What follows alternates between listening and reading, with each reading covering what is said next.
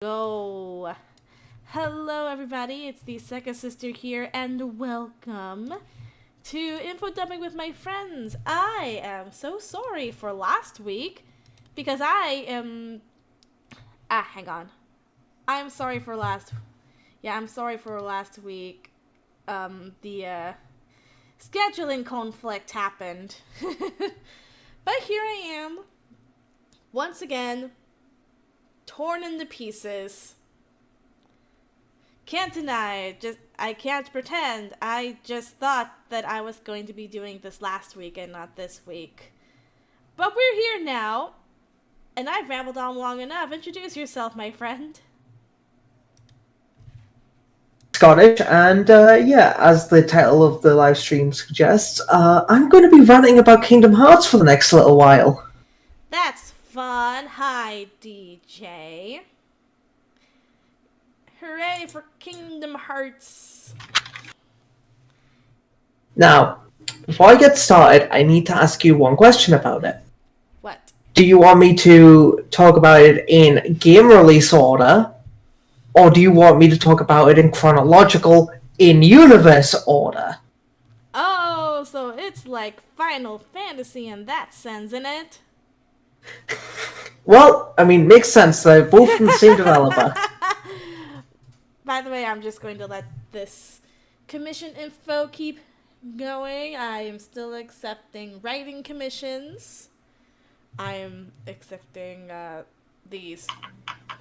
I recreate all these Danganronpa icons from scratch. I'm honestly impressed that I managed to do so. But yeah, please. Please. It took me all summer in 2022 to recreate these.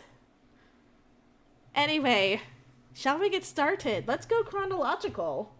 Okay, chronological. Right. So, this takes place an unknown amount of time in the past. In a galaxy far, far away.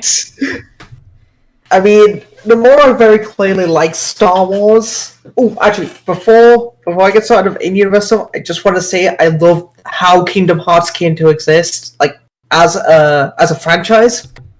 How? It was the ultimate elevator pitch. Really? Because Square Enix and Disney Japan were sharing the same office building. Tetsuya Nomura had the idea for a video game.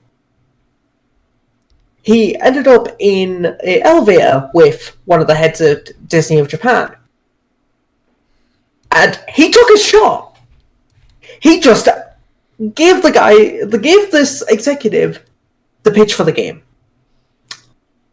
Of, this is what I want to do, can we talk about this? This is how it's going to work. And obviously this is just going based on what he himself has said, but it worked. Which I just find that amazing that all of that, fell into place. And the rest is history, as they say. Yes. Now, so back in this ancient time, there are multiple Keyblade wielders that are one of 5 schools, each led by a different general under the tutelage of the Master of Masters. Now, the Master of Masters knows what's going to happen. He has the gift of predestiny by sending his eye through time. And I don't mean like metaphorically. He literally attaches his eye to a Keyblade and gives that to one of his generals. That eye is sentient. It is just absorbing information and sending it back to the past. Wow. Oh, it gets weirder. Now, he foresees the Keyblade War. He knows that one of his students will cause it. He directly says this to all five of the generals that one of you will start the Keyblade War. Doesn't say which one. Because that's a great idea. Question. Wait, do we know the name of the of his students. Yeah, like, is it? What was the name of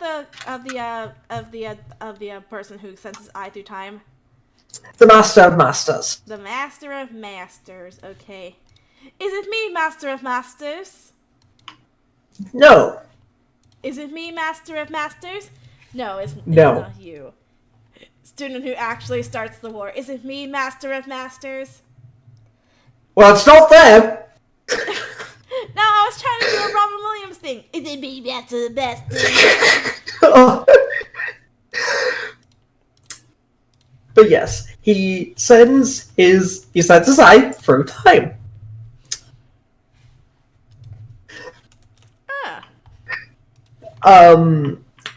And his apprentices are Lushu, Ira, Ava, Envy, Ace, and Gula. The fuck these fucking names. But yeah, they all become Keyblade Masters in their of their own right, and also get their own Keyblades.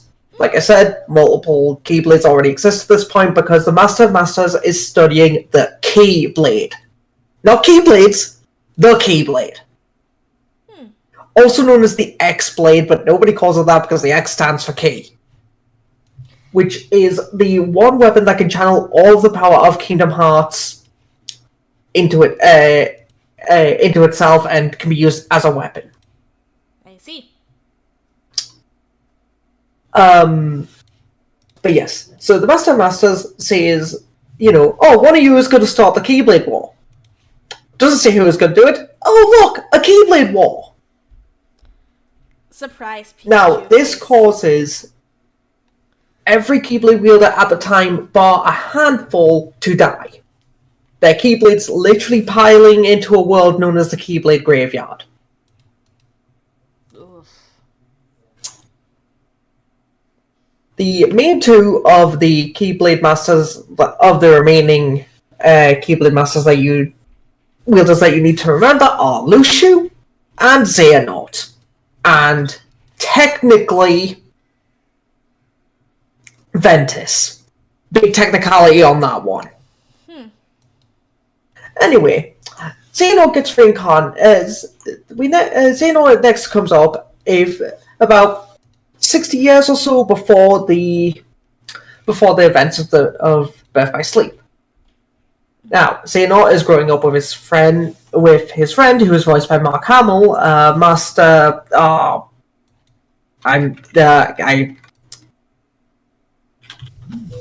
hating my name. Master Ericus. Ow. And they also have a bunch of other friends that they are all training. That they all train with. Now, at some point during their missions, stuff starts going wrong. Xehanort starts giving in to the darkness that lays dormant in his heart. Which Ericus does not like, because Ericus knows that Xehanort wants to recreate the Keyblade.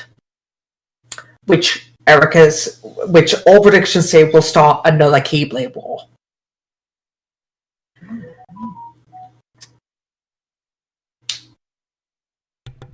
Ericus and Xehanort grow apart, but Ericus still respects Xehanort enough to take his advice when needed. For example, Xehanort finds Ventus in a coma. He also realizes that Ventus has a heart of pure light and pure darkness, split completely down the middle. Which is one of the things that's needed for the creation of a Keyblade, is a strong, equal force of darkness and light fighting will create a Keyblade.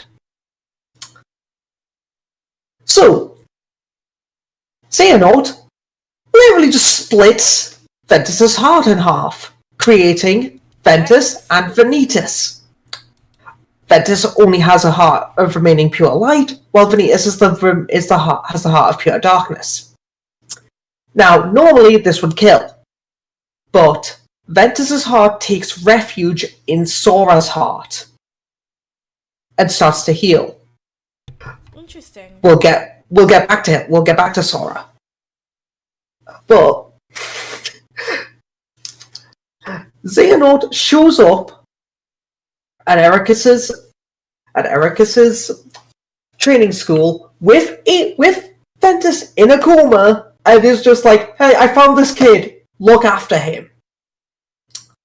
And Ericus is just there going, "Okay, I believe you." Yeah, nothing shady about that, just, the guy that I have respect for that I had to cut ties with because he had darkness in his heart just happens to have a kid in a coma. Yeah, I see nothing weird about that. We then meet the other two students of Ericus, Aqua and Terra. Aqua and Terra are doing their Mark of Mastery exam, which only Aqua passes, making her a Keyblade Master. Terra would have passed, but he gave into the darkness that was in his heart, which Ericus has already seen where that leads, and does not give Terra the Mark of Mastery. Ventus sees all of this and is baited by Vanitas to go after Terra after he leaves the world that they are on. So they continue going around the various different worlds with all of them meeting Vanitas at some point, being manipulated by Xehanort in some way, or fighting against various enemies together. This is all part of Xehanort's plan to manipulate the creation of a Keyblade by trying to get Ventus and Vanitas to fight, but he also needs Aqua and Terra out of the way in order to do this. Eventually, they go to the Keyblade graveyard, where Ventus and Vanitas fight. Oh, wait, hang on, I missed a bit. Sorry. What'd you miss? I missed the bit where Terra, after being manipulated by Xehanort to believe that Ericus was holding him back, goes back to fight Ericus, with Ventus is also following him, and at this point, Ericus has realized that Xehanort is using Ventus to try and create a Keyblade. Huh. Ventus gets there first, Terra gets there afterwards. From Terra's perspective, Ericus is just trying to kill Ventus. Oh. And Ericus is not willing to listen to reason here. He is very much at the point of, I need to kill Ventus in order to save the world. And so Terra and Ericus fight. And as Terra strikes Ericus down, his body falls through Terra and disintegrates. Ooh. This will be very important later. Okay. But yes, Ventus and Vanitas fight, their bodies merging into Ventus Vanitas. A being of pure darkness. I don't know how you have light plus darkness equaling out to darkness. Aqua eventually manages to help Ventus break out of this, destroying the Keyblade and ripping open holes to the Dark World. Aqua sacrifices herself to save Terra and Ventus, hiding Ventus in the world where Ericus's training school was, but also turning it into Castle Oblivion. This will also be important later. She then falls into the Dark World, using her armor to save Terra. Now, the thing about the Dark World is time moves very differently there. Faster, darkness moves faster than sound. I'm sorry, my mind went to the never-ending story. No, it's okay, don't worry. So, we then... Oh, also, during the point of this adventure, Terra, Ventus, and Aqua each respectively meet Riku, Sora, and Kairi. With Terra meeting Riku, Ventus meeting Sora, and and Aqua meeting Kairi. I thought you said Miku, like Hatsune Miku. This is a monologue. Hatsune Miku. Have you come back to put me out of my misery? So during this time, all three of them managed to pass down their Keyblades. Admittedly, one of them was inadvertently. Ventus did not do it by choice. He did it inadvertently. Both Aqua and Terra passed theirs down willingly, because that is one way that Keyblades can be passed down. So Ventus is in a coma. His heart is healing inside Sora's. Terra is now during the fight between Ventus and Vanitas, Terra started fighting Xehanort. He lost. His body got possessed by Xehanort, becoming Terra Xehanort. He also lost all of his memories. He gets them back, obviously. And Aqua is stuck in the Dark World. Uh-oh. So, yeah, not really going well for the Birth by Sleep trio.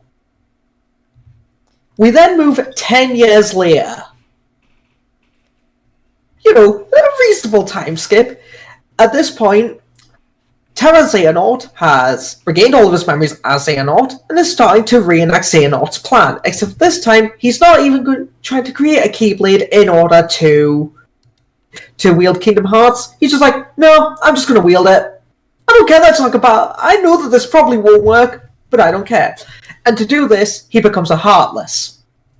A Heartless is, well, like what it says. It's a being without a heart. Now, when a being with strong will becomes a Heartless, two things are created. The Heartless and the Nobody. We'll come back to Nobodies. They're not relevant until Kingdom Hearts 2. So, we open on Destiny Islands, and Old Man Xehanort is there. But he doesn't reveal that he is Old Man Xehanort. He just baits Sora into wanting to leave the island. And when you know it, the darkness is attacking Destiny Islands at the same time this is happening. So, Sora, Kairi, and Riku get separated. Sora ends up in Traverse Town, which is, at this point in the game, seen as a world for those whose worlds has fallen to darkness. It changes. So, while there, who does he meet? Oh, just Donald and Goofy, who are looking for King Mickey. I was about to ask, when did Donald and Goofy show up? So, Donald and Goofy have the Gummy Ship. It's just a ship made out of blocks. No reason to, it's never fully explained how gummy ships are made, just... out of gummy bears.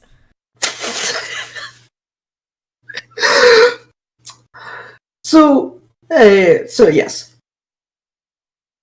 Riku ends up in Hollow Bastion and he meets Maleficent. Don't get used to her being relevant. She thinks she's relevant. She's really not. Yeah. There's a distinct moment in Kingdom Hearts 1 where you can tell Nomura came up with a better idea, but he was already invested in the Maleficent plot. Maleficent is trying to use the Princesses of Heart in order to get access to Kingdom Hearts because it's powerful. And because princesses. So, the Princesses of Heart are Belle, Cinderella, Aurora, Snow White, Alice, Jasmine, and Kairi. I think I remember reading. I think I remember reading that Alice was one of the princesses. I think it was. Technically, she's an unofficial Disney princess now. I think the reason why this is basically which games are Disney going to give us? Which movies are Disney giving us the right to?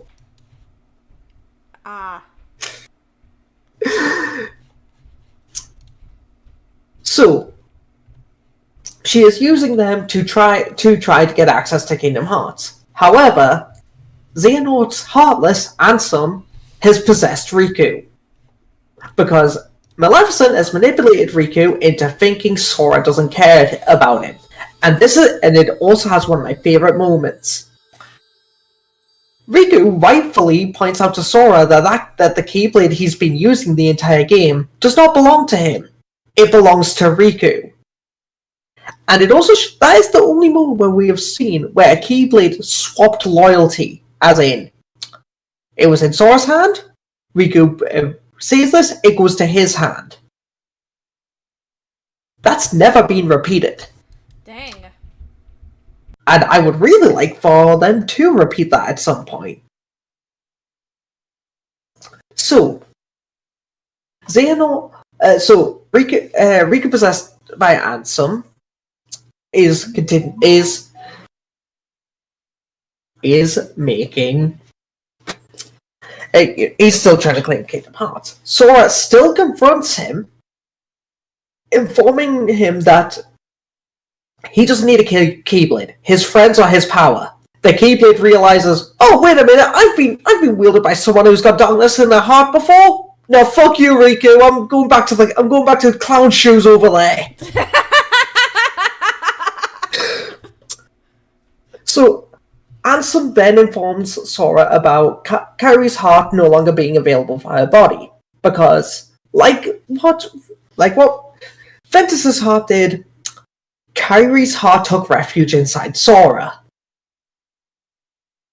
And Sora shows how good of a person he is. He stabs himself with the Keyblade to free Kairi's heart. This, however, makes him a Heartless. He does get healed relatively quickly on from that. Well, that's good at least. But because Kingdom Hearts has been opened, the barrier between worlds is starting to break. The world of darkness is encroaching on the rest of the worlds. Luckily, King Mickey had predicted this and went to the realm of darkness. Hence why Donald and Goofy were. Hence why Donald and Goofy were looking for him. He also came across Aqua during this time. Huh. And the two of them fought, with Mickey canonically losing his shirt. I'm not even kidding. This happens in Kingdom Hearts Birth by Sleep, Final 0.2 Final Chapter Prologue. No, wait, hang on, that's the name. The game that came out was Kingdom Hearts 2.8 Final Chapter Prologue. This installment was Kingdom Hearts Birth by Sleep 0.2 A Fragmentary Passage. Nomura likes his dumb names. Anyway. So, at this point, Mickey and Riku go close the portal between worlds from the world of darkness side, because it has to be closed at both sides at the same time. Aqua got attacked by a Tower Heartless and ended up going deeper into the world of darkness. Before this, though, Mickey straight up said that he will come back for her. Remember this! Ah shit, there's already way too much stuff to remember. So, we then move on to Kingdom Hearts Chain of Memories.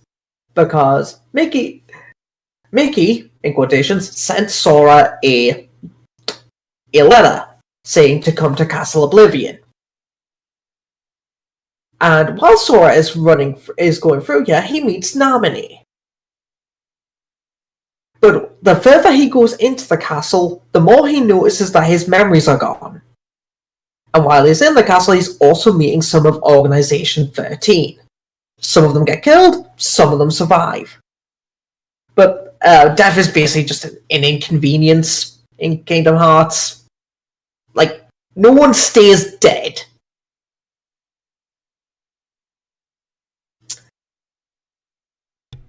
So they die and they get better.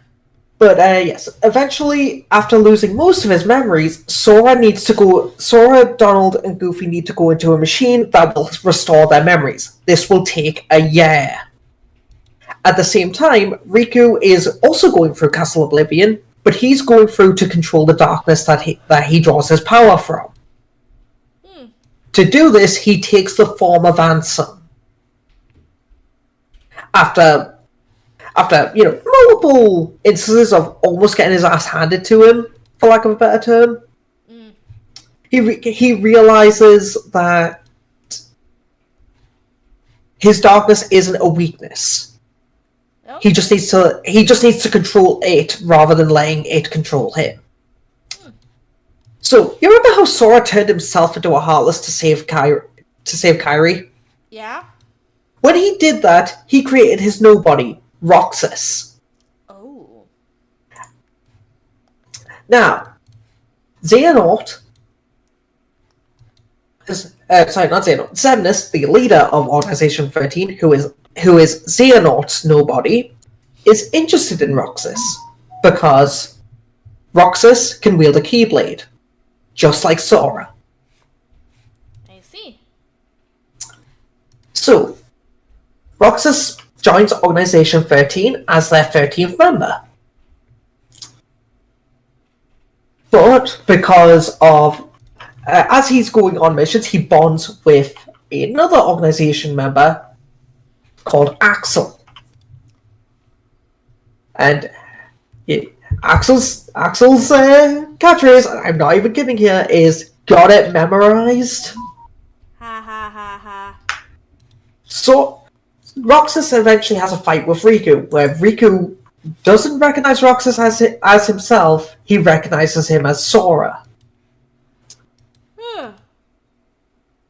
This also causes Xemnas to realize that Roxas might be a bit too much like Sora. So they use the memories that they gathered at the end of Chain of Memories to create Xion. Xion, Axel, and Roxas go on their own adventures within Organization 13. And eventually it's revealed that because Roxas and Xion are both drawing power from the same point, one of them needs to die. And Roxas at this point is also starting to lose his memories.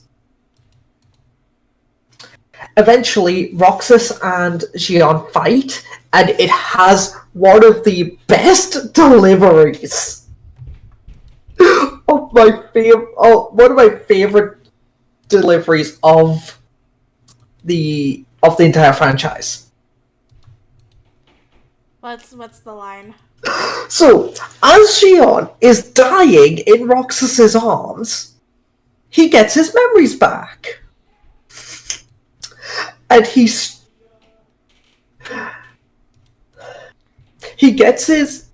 and the first thing that he says to Xion as she's dying in front of him is, "Did I do this to you? But who will I have ice cream with?" Bro, she is dying! And you're thinking about ice cream. Also, at this point, Axel is also still alive and considers himself one of Roxas's best friend. I just imagine he's slightly off camera, just going like, Bro! Bruh. But yes. But after Xion is defeated, all memories of her have to be erased at the same time.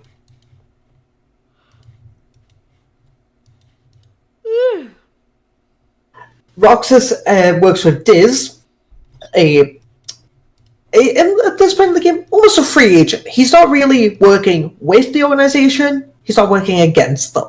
He is just there as a neutral agent who recognizes the good that Sora can do. So Roxas gets put inside a virtual world to help Sora's memories come back. Okay. Oh, excuse me. You're excused. So Roxas is in this virtual Twilight Town, which is one of the worlds.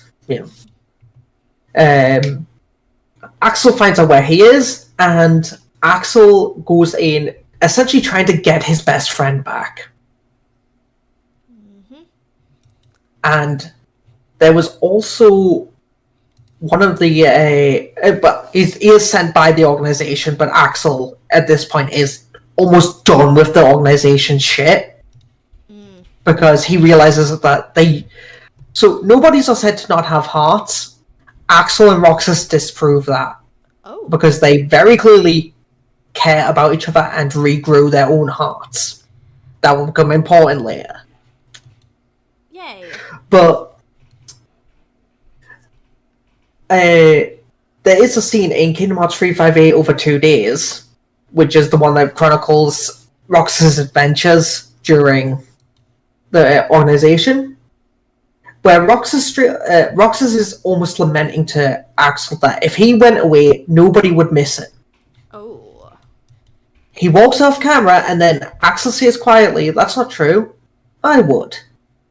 Aww. And it is so wholesome, and the Days Trio, as I called, of Axel, Xion, and Roxas. Mm-hmm. It's basically just Axel's their big brother, and he loves goofing off with them. Aww. But yes, Sora gets his memories back. Yeah. And words. Sora gets his memories back and starts going on adventures again. This time trying to find Riku and King Mickey. Because, remember, as far as they're concerned, both of them are still missing. Eventually, the organization reveals themselves. Okay. And they also reveal that Xemnas is creating a artificial Kingdom Hearts with all of the hearts that Sora is releasing by killing Heartless with the Keyblade. Oh. You know, use your enemy's weapon against them. Oh. Eventually, they do fight Riku, Kairi. They do meet up with Riku and Kairi. That's good. Riku is still in the form of Ansem Seeker of Darkness at this point, but Kairi sees through that and realizes that it's Riku. Not only that, Axel at this point has almost renounced the organization. The organization don't take this lightly and send a bunch of nobodies after both Axel and Sora. Oof. And Axel, as his final act of life, breaks down a barrier but uses all of his power to get Sora to the world that never was, the home of the organization. While Sora's here, he has a full fight with Roxas, which Sora wins, and Roxas tells Sora that he beat Riku once. And also has one of my favorite lines about, because this version of Roxas realizes that he essentially has to stay dead so that Sora can be at his strongest. And Roxas turns to Sora and just goes, "Tell me why he picked you." The he in question being Diz. So also in Kingdom Hearts 2, Sora gets access to something called Drive Forms. These allow him to sacrifice the power of one of his party members to increase his own. So if he sacrifices Goofy's power, he goes into Valor Form, which allows him to dual wield Keyblades. If he sacrifices Donald's power, it allows him to go into Wisdom Form, which emphasizes magic. If he sacrifices them both, he goes into Master Form, which allows him to dual wield Keyblades and it has enhanced strength and magic. After the fight with Roxas, he accesses something called Final Form, which does two things. One, it is a black and white form, which represents the fact that Sora was a Heartless and now is rejoined with his nobody. And there's also a form that Sora would enter into at random called Shadow Form, which was essentially Sora allowing his darkness to possess him. And in-game, it's a mechanic so that you don't abuse the drive forms because of how good they are. It would put a random counter onto a thing that you can't see, and once I hit a certain amount, you'd go into Shadow Form. Well, okay. But every time that in-game that you go into Final Form, it resets the counter to 0. Oof. So essentially, Roxas's power is keeping Sora's darkness in check. Now, you remember how I mentioned Namine earlier? Mm-hmm. She is Kairi's nobody. When Sora made himself a Heartless, he inadvertently created Namine at the same time, despite Kairi never becoming a Heartless. Oh. It's confusing. It's Kingdom Hearts. I love it. That should be the tagline. It's confusing. It's Kingdom Hearts. I love it. So Riku gets his original body back. Diz is revealed to be Ansem. Not Ansem, Seeker of Darkness. Ansem, who trained Terra Xehanort. Terra Xehanort then tried to kill him and took his name and started going, oh, I'm going to be evil.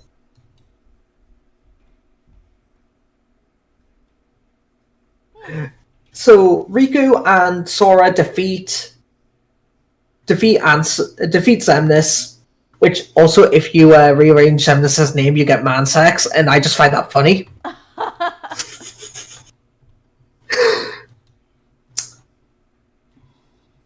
So, but yes, they go through. They beat up Mansex. They beat up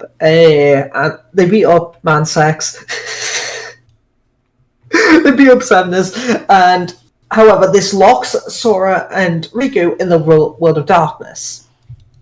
Oh. Although both Sora and Riku say this is a good thing, because even though Riku has already been locked there once at the end of Kingdom Hearts 1, this time he's not going to be on his own. Yay. He's got Sora there with him. And then, this bit's never really been explained. Somehow, Kairi is able to open up a portal to the world of darkness using a message in a bottle. Huh. That brings Sora and Riku through to the realm of light. We then get to Kingdom Hearts Dream Drop Distance. Now, this is where it gets really fucking weird. Really weird? So, you remember how I mentioned Old Man Xehanort appearing at the start of Kingdom Hearts 1? Yes. That version of Xehanort, because his Heartless and Nobody were defeated, has come back. Oh. But he's not ready to fight Sora on his own yet. He travels back in time to get his younger self and bring him to the present. Oh.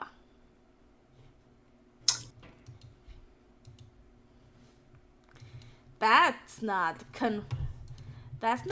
really unsound at all. That's not confusing at all. At this point, Yen Sid realizes Yen Sid, who is the only Keyblade master that can teach people and can perform a Mark of Mastery exam, because for some reason Mickey can't.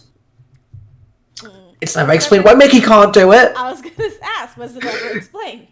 It's never explained why Mickey can't do it, but for some reason he can't. So, yeah. So, Yen Sid... Our mascot, everybody. Yen Sid initiates the Mark of Mastery exam for Sora and Riku. And sends them to the Sleeping Worlds. These are worlds that have been saved but haven't returned to the Realm of Light.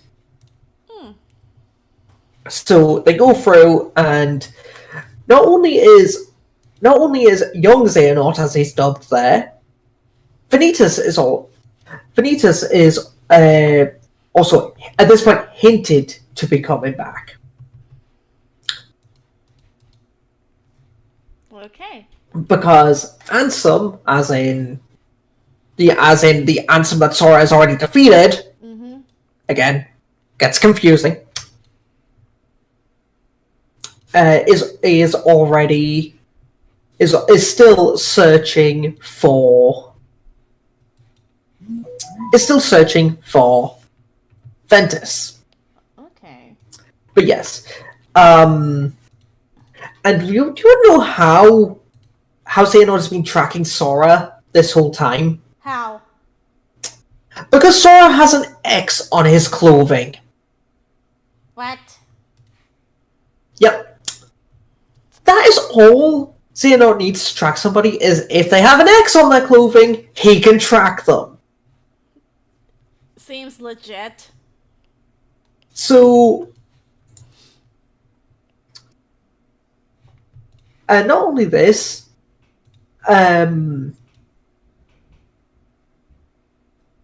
so Riku is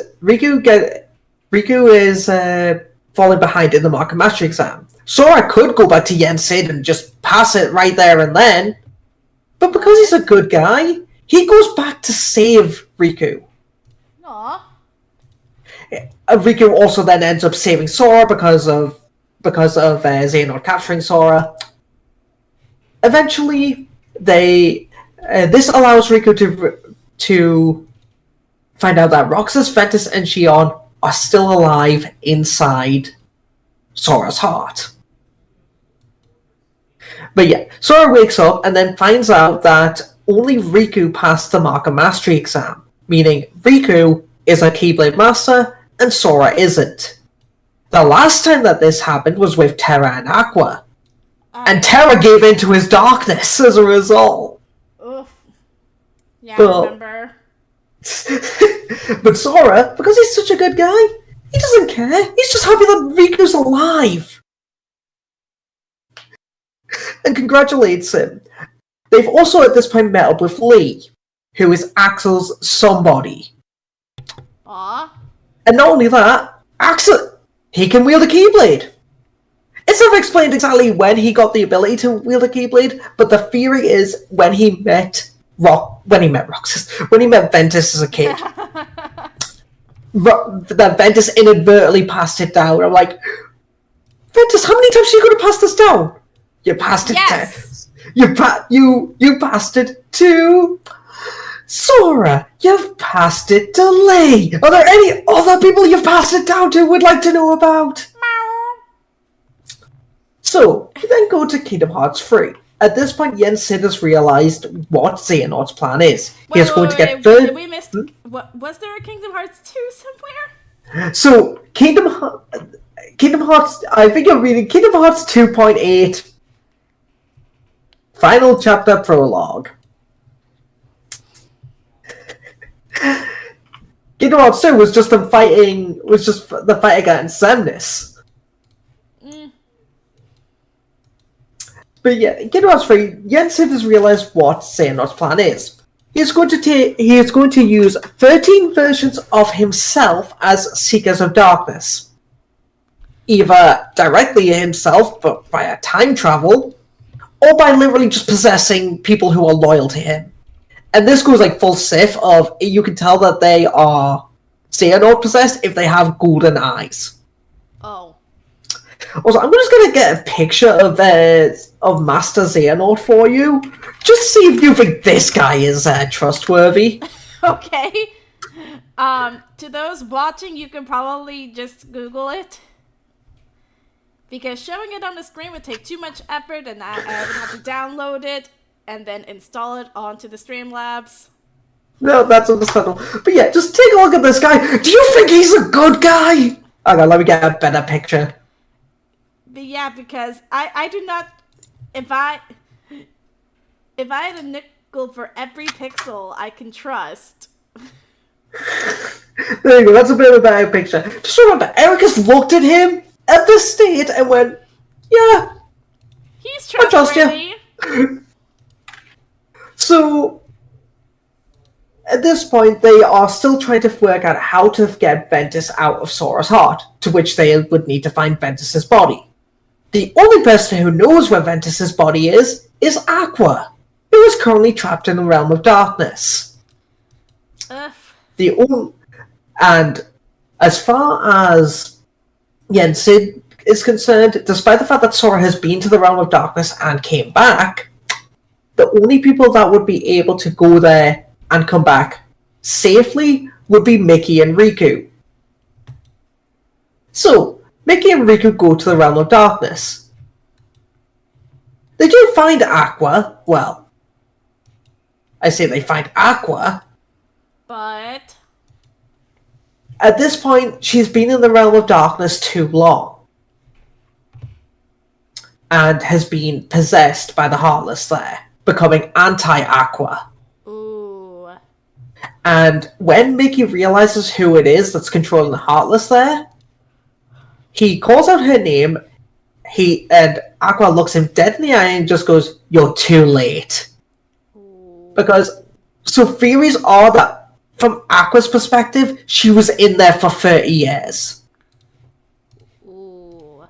And that's being generous. 30 years. Considering Mickey said at the end of Kingdom Hearts 2.0 0.2 Birth by Steven Fantastic Passage that he would be right back for her. So how much Yeah. time passed in the not dark place? In the realm of light, about a year. Okay. But the thing is, it's implied that Mickey knew that time was messed up in the realm of darkness. So him not prioritizing it is kind of like a... Mickey. Dog years. Michael Rat! You fucked up! Michael Rat! So like, I they can just find... imagine, like, it's almost like dog years in a sense. Like, like only in this case, a year to us is 30 in doggy time. So Sora finds a way to the realm of darkness and essentially fights anti-Aqua and allows herself to unlock her heart. Because Sora had managed to find Master Ericus's Keyblade in the Destiny Islands. So Aqua takes them to see Ventus, and Vanitas shows up, trying to kill Sora. Yikes. Ventus's body immediately goes out of its coma and saves Sora. And Ventus thanks Sora for protecting his heart. Vanitas runs away. Like a little bitch. So... At this point, they are still one Keyblade. They are still one Guardian of Light short because they have Mickey, Riku, Roxas, Lee, Ventus, and Xion. Xion gets to play their own body. Eventually, they do unlock Terra's body from Terranaut. Long story. This is the perfect show for that. The long stories. Oh yeah. We have time. So they then go to the Keyblade graveyard, and so them saving Terra from being part of Terranaut only happens in the good ending. There's a bad ending? Yeah. So Donald Duck, in the Kingdom Hearts fandom, there's an ongoing joke that Donald would not heal you under any circumstances. Wait, what? So while the fact that he is a mage, and he should be healing you when you get low, the amount of times when I've been playing Kingdom Hearts 2, or Kingdom Hearts 3, or Kingdom Hearts 1, or just any of them, and I've used a potion on myself, and that frame before it hits, I just hear that fucking rotisserie chicken go, Sora!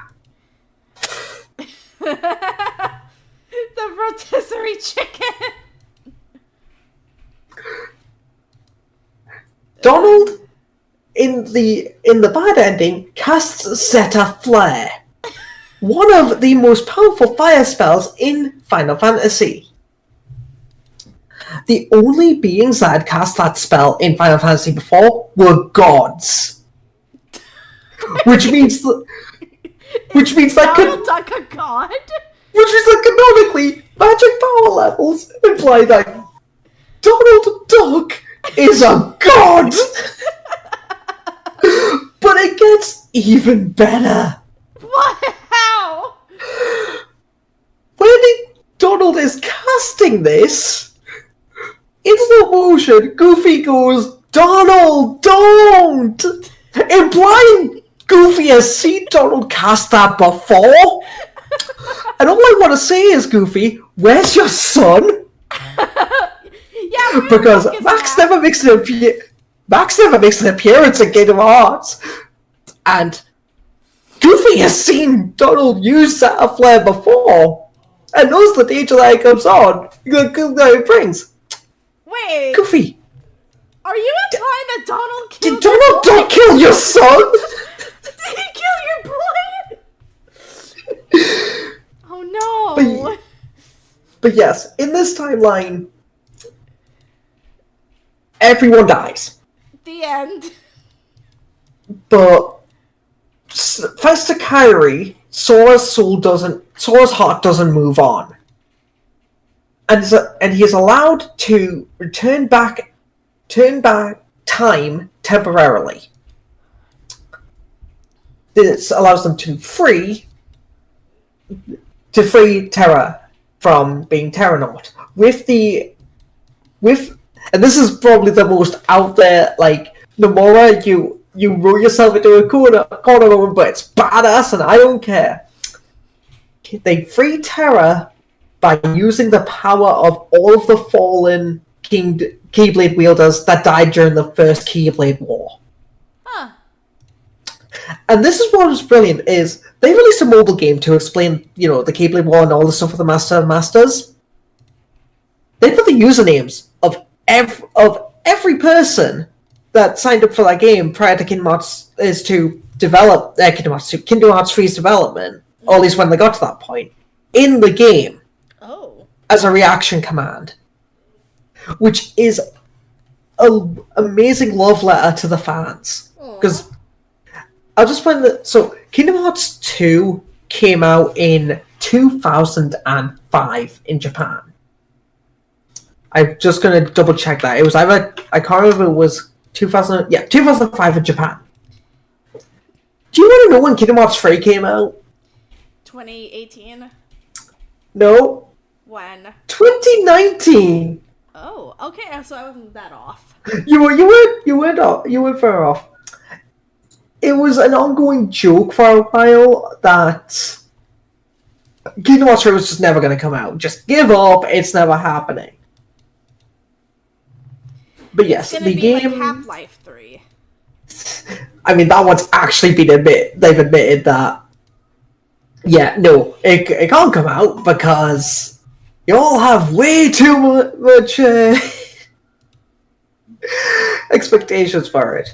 But yeah, Kingdom Hearts 3 came out January 25th, 2019 in Japan, and came out 4 days later worldwide. But yeah, it took 13 years for us to get Kingdom Hearts 3. Yeah. I mean, to be fair, history is repeating itself with this, because Kingdom Hearts 4 got announced back in 2022.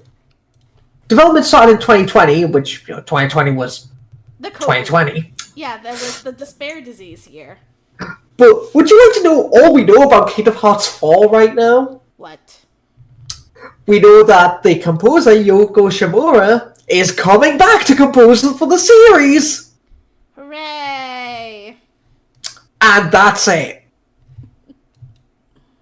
We have seen a little bit of gameplay footage, and we now know that Shimura is coming back. Which is just like, well, whoop-de-doo! But at least it's not in development hell. Yeah, no, that is very good. But yes, getting back to the events of Kingdom Hearts 3. Mm-hmm. So,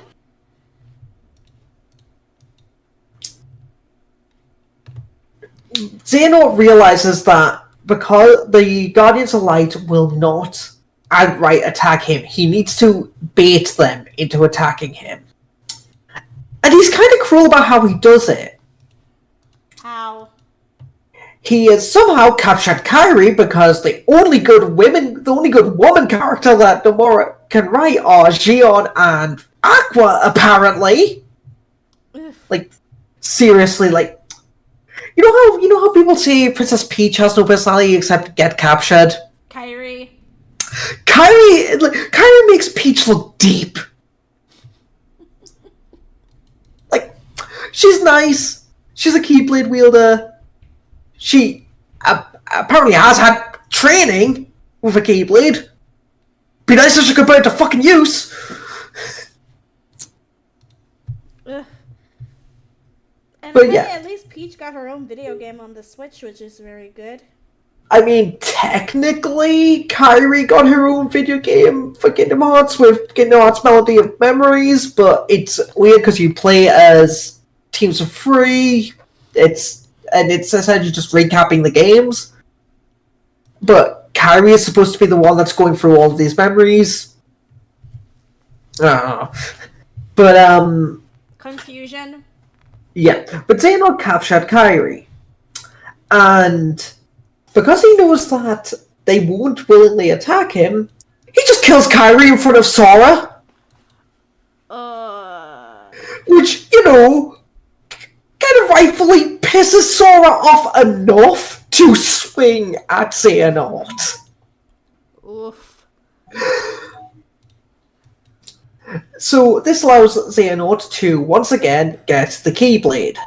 Except this time, he's not using a vessel to get it. He's got it himself.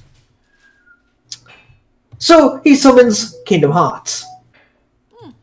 And then Sora, Donald, Goofy, and Xehanort travel through time to Scala ad Calum, where Ericus and Xehanort trained.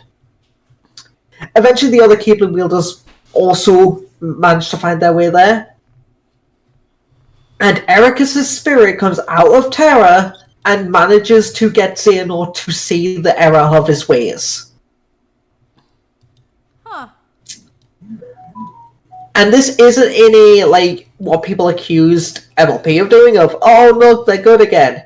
Like, Xehanort realizes that he fucked up, like, majorly, and because of how much damage has already been done to him and Ericus just walk off into the afterlife. Okay.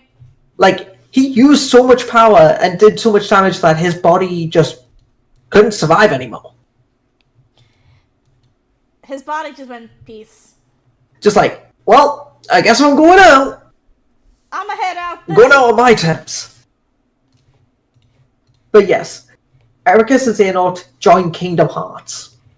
The physical Kingdom Hearts, not the artificial one, and not the... It's fucking weird. There's like 4 different definitions. But, of course, at this point, so Sora, Donald, and Goofy travel back to then the rest of them travel back to the present and close Kingdom Hearts using the Keyblade.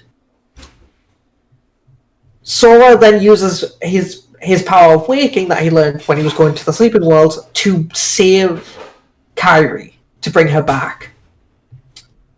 He explains to one of the spirit guardians known as Chirify that it shouldn't be hard, because he managed to do that earlier to reset the timeline. Chirify explains to Sora that if he does bring Kyrie back, he would be able to go back. I see. Sora doesn't care. He brings Kyrie back and is then allowed to spend a few hours with Kyrie and the rest of his friends before Kyrie has to say goodbye to him. Aww. So Kyrie says goodbye to him, Sora fades away. And then he wakes up in Quadratum, which is where Kingdom Hearts 4 is going to take place. Okay. He has a fight with a person known as Yozora, who is implied to be an alternate universe version of Sora. But we have yet to find out any more information about that. Let's see. And then we get to the final game of the series so far, which is Kingdom Hearts Melody of Memory, where Kairi is trying to find Sora by going through the memories of herself, Riku, Roxas, and others. Mm-hmm. And this is where it just shows that Nomura he doesn't know what he wants Kairi to do. Because when Kairi is going through these memories, any threats that are in those memories can attack her, and obviously if she dies if she dies in the memories, her heart dies. So she ends up getting in a fight. Real life. Exactly. She ends up getting in a fight with Master Xehanort. Well, a memory of him. And just before he's about to kill her for the second time, Sora shows up and beats him. And it's just like, Nomura, you couldn't let Kairi beat the man that killed her. This does... But the thing is, it's not Sora, it's just his heart. He's not physically there. But using this, Kairi and Riku find out where Sora is, and Riku goes off to search for it, and to search for this new world. Now, while all of that was going on, one of Xehanort's underlings,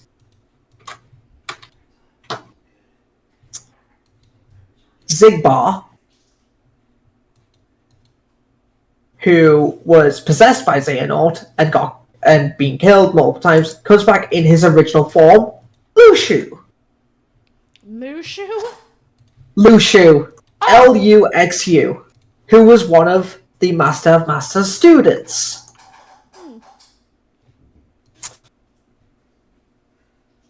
He is also the one that has the Keyblade that the Master of Master put his eye in.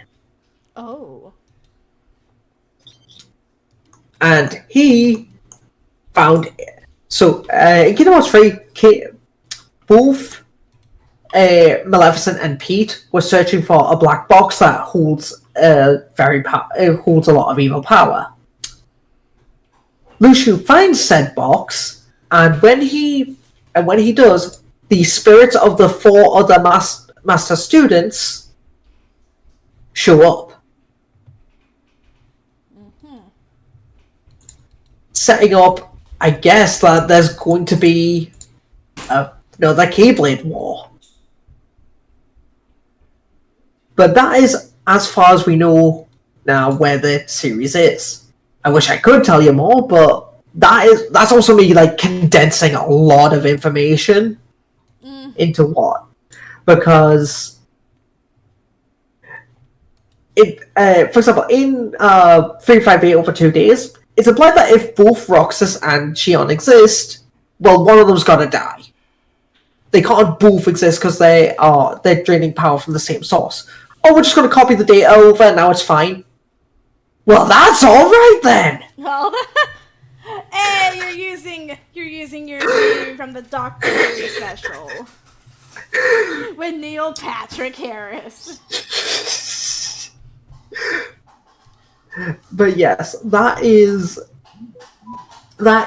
very much as far as it's gone as of now. But hopefully we will get Kingdom Hearts 4 soon. Ish. Yes. I mean, if you want an example of Kingdom Hearts retconning itself, in Kingdom Hearts 1, which is the first game that was released, it's implied that there's only one Keyblade for each realm. You have the Kingdom Key to represent the Realm of Light, and the Kingdom Key D to represent the Realm of Darkness. How many Keyblades are there? Let me just say, Keyblades. I'm just going to go down this list, okay? You have Keyblades. So the way that the Keyblade can change forms is by the keychains on them. So these aren't so much separate Keyblades as of yet. These aren't so much separate Keyblades. They're just forms that the Keyblade can take. But I'm just going to go down this list. Kingdom Key, Oathkeeper, Oblivion, Ultimate Weapon, Kingdom KD, Keyblade of Heart, Lady Luck, Olympia, Jungle King, Three Wishes, Pumpkinhead, Wishing Star, Crab Claw, Fairy Harp, Divine Rose, Spellbinder, Metal Chocobo, Lionheart, Diamond Dust, One Winged Angel. That's a lot. Those are just the forms I could take, but you also have to remember that as soon as Kingdom Hearts 2 came along, oh yeah, Riku's got his own Keyblade now, Kairu's got her own Keyblade now, Roxas can dual wield. I don't think there's one anymore.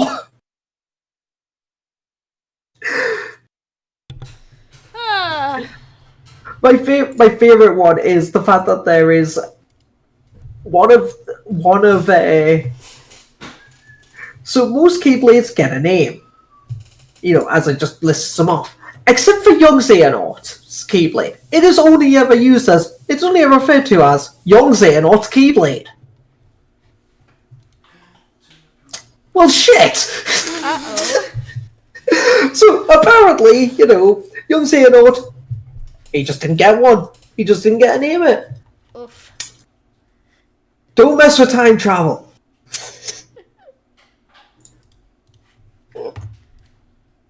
But yes, so all of the events from Kingdom Hearts 1, all of the events of Kingdom Hearts 1 to Kingdom Hearts 3 were known as the Dark Seeker Saga. The Dark Seeker being Xehanort. I don't know if do we have a name for the next saga yet? I'm not sure. I'm just quickly Googling this. Okay, so Nomura has said that the next arc is going to be referred to as the Lost Master arc. Huh.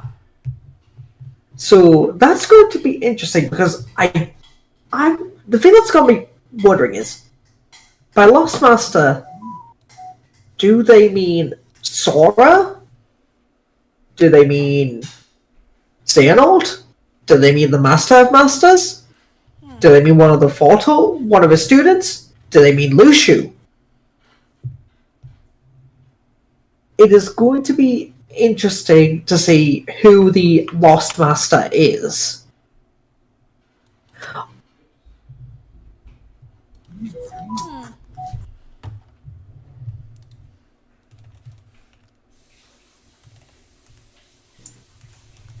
But yeah, that is a brief history of Kingdom Hearts. A brief history. But yeah, like I said, all of this came from an elevator pitch. Because two companies share the same building.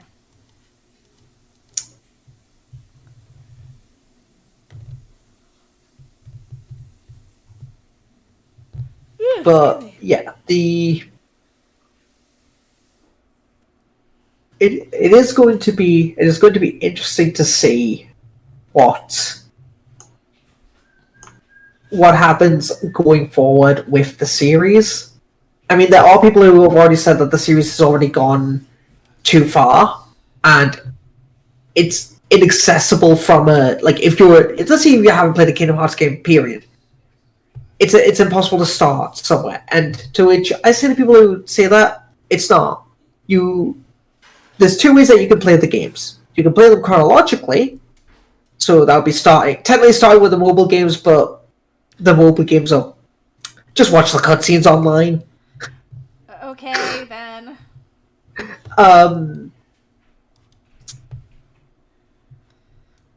Then you go to Birth by Sleep, and then just play through chronologically from there, or you can go in release order, which is start from Kingdom Hearts 1, Chain of Memories, Kingdom Hearts 2, Chain of Memories 358 over 2 days, Kingdom Hearts 2, and so on and so forth. Although, there is one line in Kingdom Hearts 3 that, if you know the context of when Xehanort is in his personal timeline when this gets said to him. So this happens in the Toy Story world. Because pretty much all of the Kingdom Hearts 3 worlds were Pixar outside of Pirates of the Caribbean and...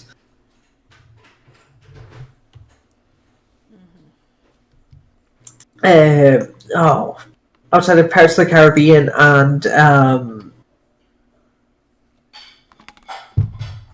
Olympus.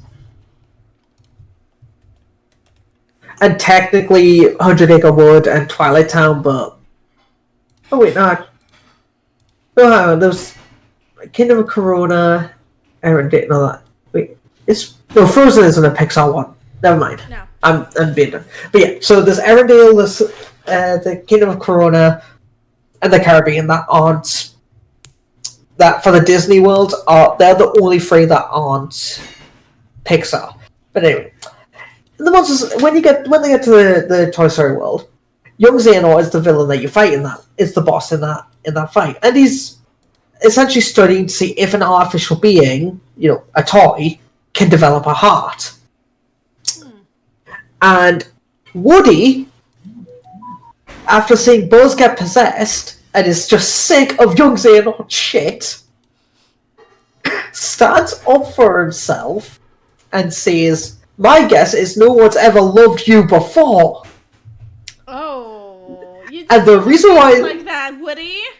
No, the reason why that's such a deep cut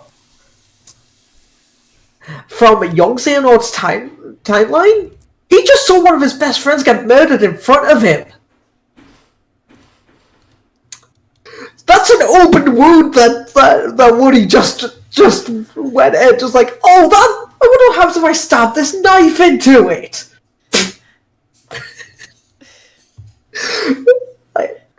It Woody was never definitely known for his tact. It was very much a Jesus, Woody. What the fuck? What's your damage? Jealous. No, I've got it. I've got it. We've got it. That's Woody with the original writing. Yes.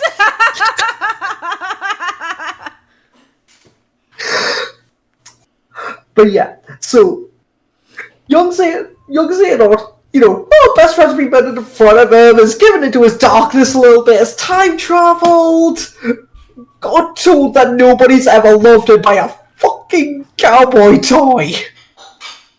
With a pull string. Just like, alright, that's it.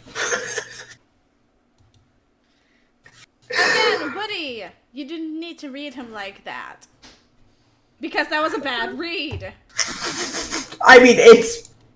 It's not... You're not incorrect that he is... he has been loved, but he doesn't recognize love the same way that you do, but Jesus! Woody's an asshole again. But yes, that was very much one of my favorite moments in Kingdom Hearts 3. And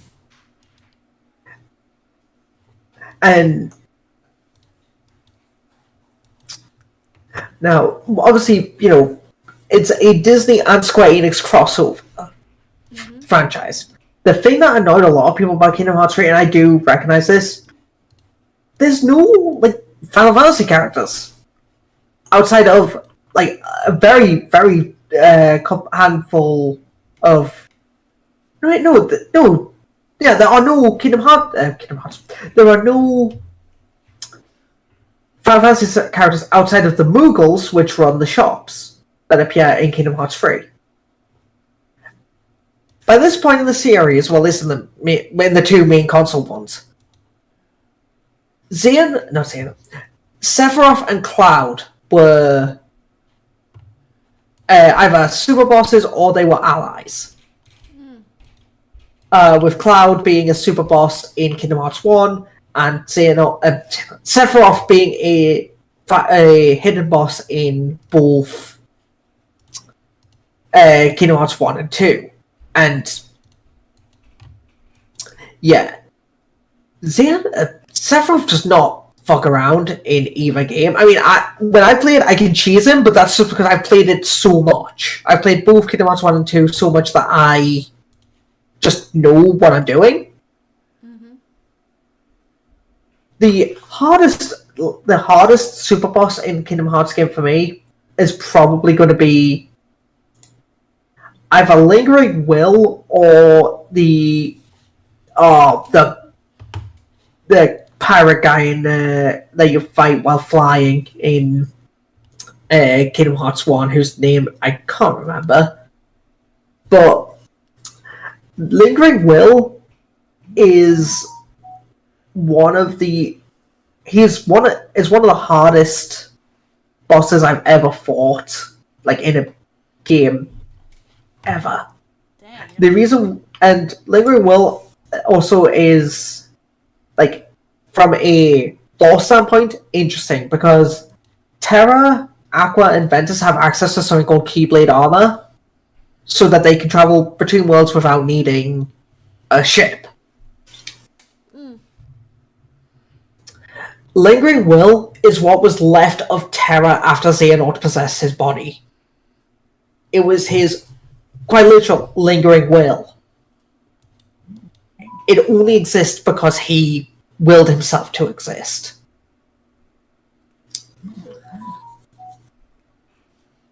But it is a brilliant fight, and it's definitely one of those where, when you, like, we only got it over here in the West once the Kingdom Hearts 2.5 collection came out. Japan had, because that was the first time the final mix versions of Kingdom Hearts was released outside of Japan. But it is easily my favorite fight.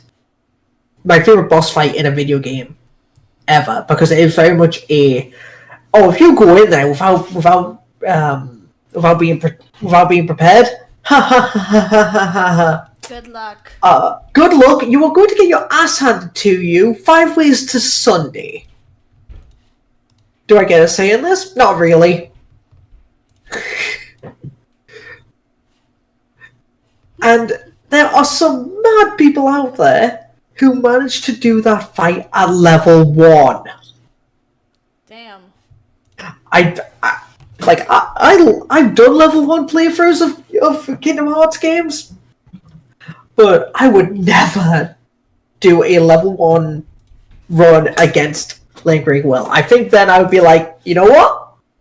I don't need to know if I can beat him at level 1. I'm good. I think I'm good.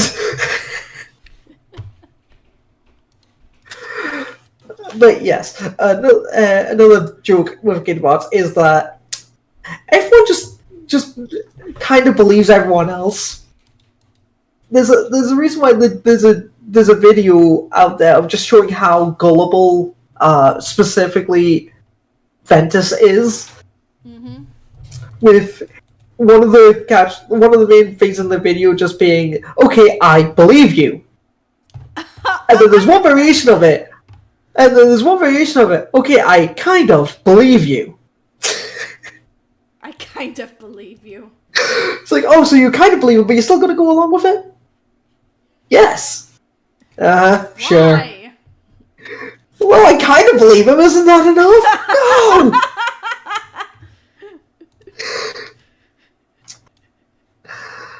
Oh, but yes, once Kingdom Hearts 4 comes out, in 2035... when we're 40. When we're not boys, actually, what? We'll just be, what, this part, I'm not sure if it'll even come out before we're in a retirement home, just like, I remember Kingdom Hearts. Okay, Grandma. Well, Okay, Grandma, I believe you. Back in my day, there was only 2 Keyblades!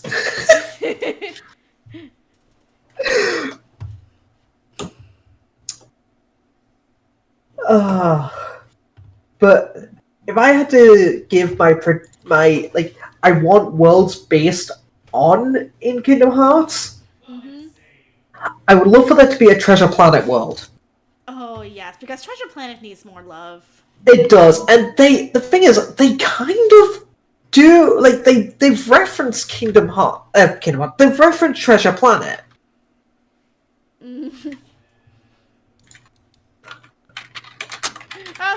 I was about to say, there's a Kingdom Hearts reference in Treasure Planet.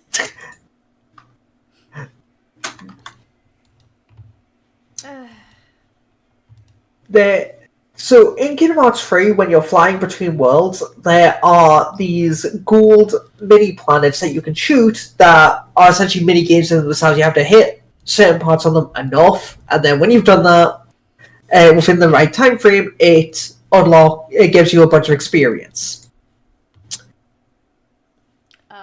Copy image. I'm going to send you this image. Obviously, if people are watching along, they can just Google this. Tell me that's not just a Treasure Planet reference. That is definitely not a Treasure Planet reference, no. Yeah, definitely not. No. So, I mean, if they wanted to like give us a full Treasure Planet world, I would be very much for that. But at the same time, because Treasure Planet's a fun movie. It is. Oh, but it didn't do well, so we don't want to acknowledge it exists. Didn't do well when it debuted in theaters in 1940. Fantasia didn't do well. Fantasia, yeah, like Atlantis didn't do well, and yeah, it's considered a cult classic. Empress New Groove didn't do well. It is a fucking cult classic because it is so memeable. But yes, I would very much like a Treasure Planet world. Field world. And there are two that one is more likely than the other because Nomura is very clearly a fan of it. The other two I like one on the based on the MCU or based on some Marvel property. Just because Sora is such a hopeful optimist that I would love to see Sora interact with Peter Parker. Oh, if the MCU allows its characters to be The thing is, for that one, they wouldn't. That one is, I know it's a pipe dream because Sony would have the final say on it because Sony owned the rights to Spider-Man. So that's very unlikely that is going to happen. But then we get my one that's more likely to happen because Nomura is very clearly a fan of the series, and that's Star Wars. Yeah. And that's because Xemnas, his weapons they're just lightsabers. Let me get the... So this is Xemnas' final form that you fight him in at the end of Kingdom Hearts 2. Those are just lightsabers. Well, doy. Yeah, they look a lot like lightsabers. And did Disney buy Lucasfilms again? This was before Disney bought them. Yeah, I figured. This is very much it. No, these are lightsabers. These are laser swords. Forget the fact that he's dual wielding them in a very specific way. Like what was that one character? Darth. Oh, you mean Ventress? Darth Ventress. I don't think she was ever called Darth. Hang on. No, Ventress. I'm trying to think of the one Star Wars character who had a dual wielding blades. Oh, you mean Darth Maul? Yeah, was that the guy's name? The one in episode 1? Yes. Yeah, that's Darth Maul. I don't know Star Wars. Disclaimer. If one of my friends wants to infodump Star Wars to me, you're more than welcome to. But yes, it is very obvious that Nomura is a Star Wars fan. And it is very much a Nomura, please give us a Star Wars world in Kingdom Hearts 4. We know you want it. Disney owns it now. I mean, Disney basically owns the fucking planet at this point. You know, honestly, just like, oh, you want to put the... Like, if Disney if Disney did literally own the planet, I don't know who would mind. Yeah, I mean, you know, although you just know that if you committed any crime, your punishment would be going on It's a Small World for 50 hours straight. Until after closing time? Yep. It's a small world after all. Now you know why I decided to parody it in my Killer School campaign season 2.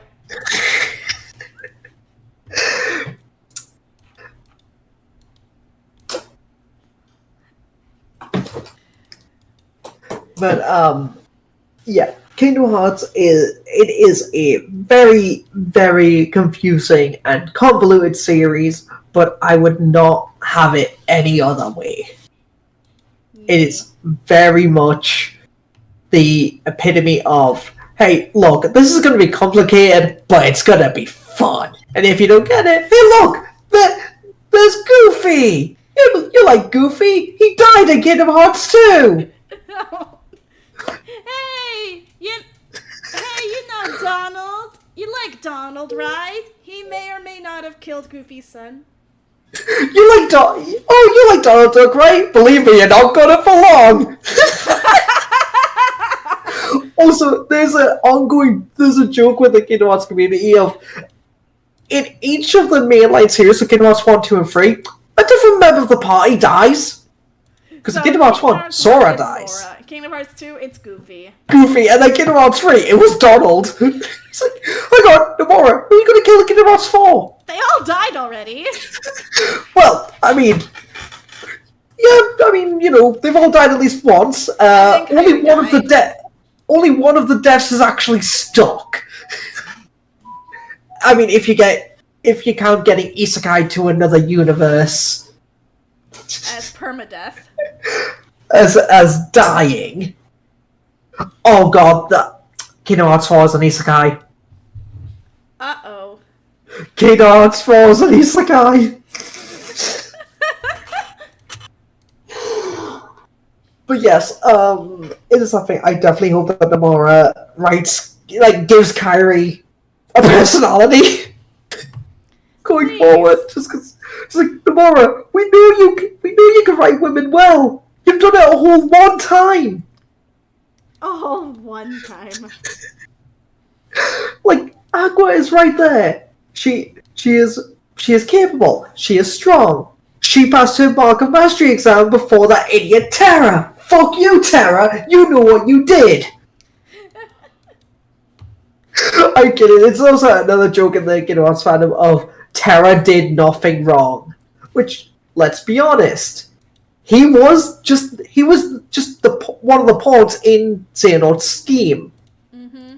The one who should have seen red flags was fucking Ericus! Oh yeah, I know we spent with... you? Okay, I trust you. I mean, you look evil as fuck, and I know we've split ways because you gave it to your darkness one too many times for me to be comfortable with, but you just dropped this comatose kid on my doorstep. I guess I trust you now. Oh my gosh, that doesn't sound like anybody we know in real life. No. Not at all. Actually, no. I've got it. You know Ryan Kelly on TikTok.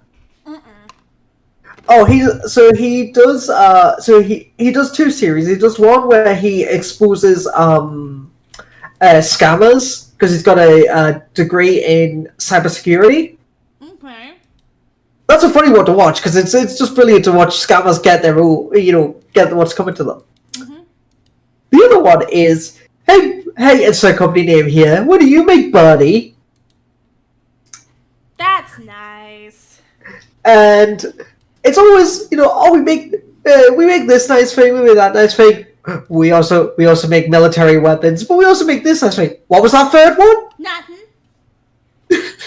just like, hey Ericus, what do you make? But what are you doing, buddy? Oh, I'm just training the next generation of Keyblade wielders.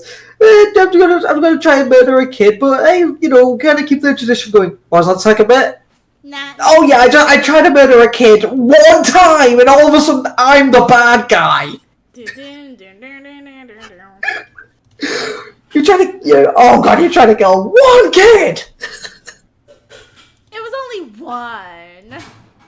Come on, everybody gets one. It's a Disney flick. I mean, speaking of that, there is apparently a Kingdom Hearts animated series in the works. Oh, nice.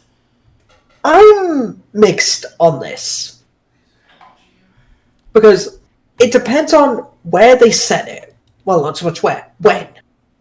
If this is to flesh out the foretellers and the Master of Masters lore, I'm all for that. If it's to give us more information about who your Sora is and the new world that Sora's in, I'm all for that. If it is just going to be, if it's, oh, let's give Kairi some actual character, I'm all for that. If it is just, oh, here's Sora, what's he doing? Sora stuff. It's just like, well, shit. I guess we'll just watch more Sora then. Well, that's alright then. I'm also hoping that we get the I'm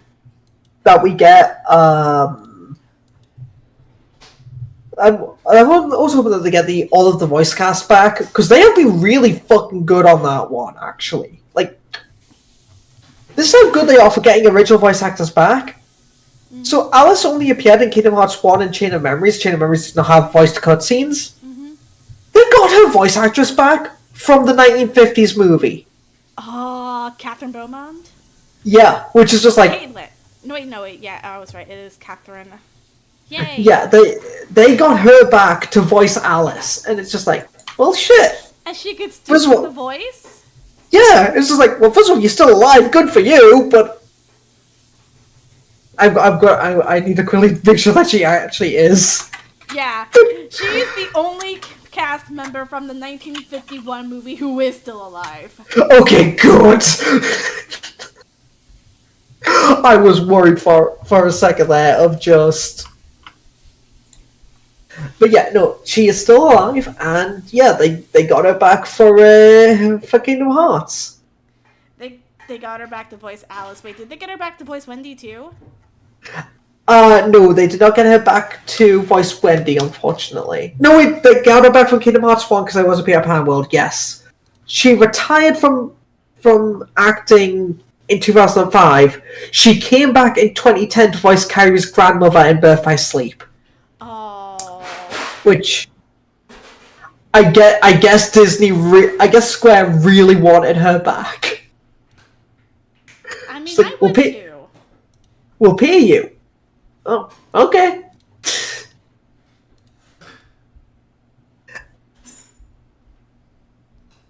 But yeah. Yes, get the original voice actors back. That's something that definitely want, and you know, back, yeah, all the ones that you can't get back, the ones that are still with us. I think they would have gotten Bobby Driscoll back to voice Peter Pan.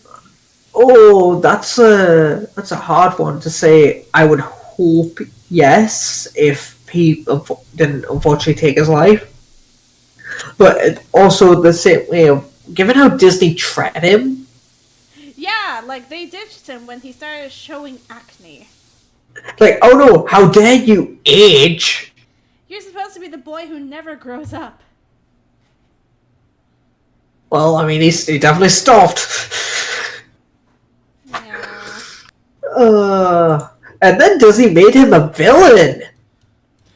Oh, in the Chip and Dale Rescue Rangers movie starring John Mulaney. Just like, Disney, the fuck is wrong with you?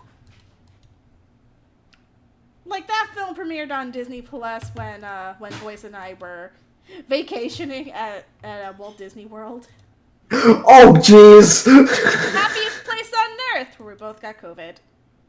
Oh, even better. Just, it's the happiest place on earth. Just don't look at our business deals. What was that last bit to see? Nothing. Look, happy. Happy, joy.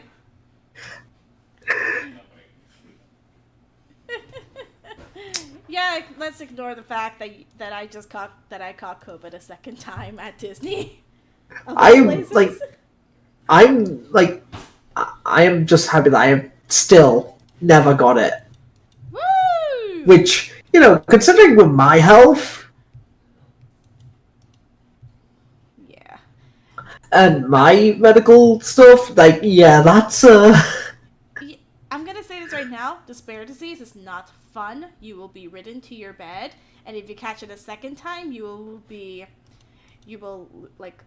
have severe trouble breathing. You will need to be rushed to an urgent care that, for some reason, is not open at 4 o'clock in the morning when you wake up your partner with you're struggling to breathe. yeah, that's not fun.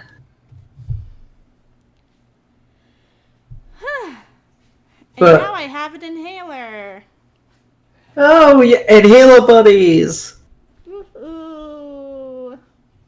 Because yay, I have severe asthma and 20% lung damage. Haha. Wait, weren't we talking about Kingdom Hearts? This is the just we're talking about Kingdom Hearts. Anyway, let's talk about our medical issues. Yes. but yes, yes, Kingdom Hearts is a complicated series, but I wouldn't have it any other way, and I love it for how complicated and out there it is. Like, there's people that complain that the combat mechanics are too floaty, and I'm like, it's Disney. Yeah. You know. I have been ignoring the chat this entire time. I am sorry. Zion came in, said hi, and then left. And That's good. DJ was responding to a lot of our conversation. Oh, I am sorry, DJ.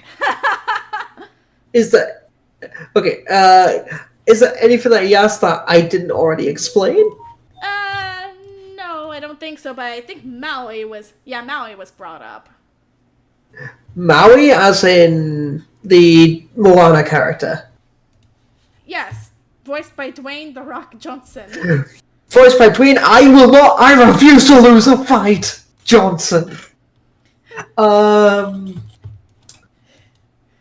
wondering why Maui was brought up, because, although, to be fair, a Moana world wouldn't be too bad, considering Sora is an islander. Did he get isekai to Polynesia? Did he get isekai to our world? Oh no.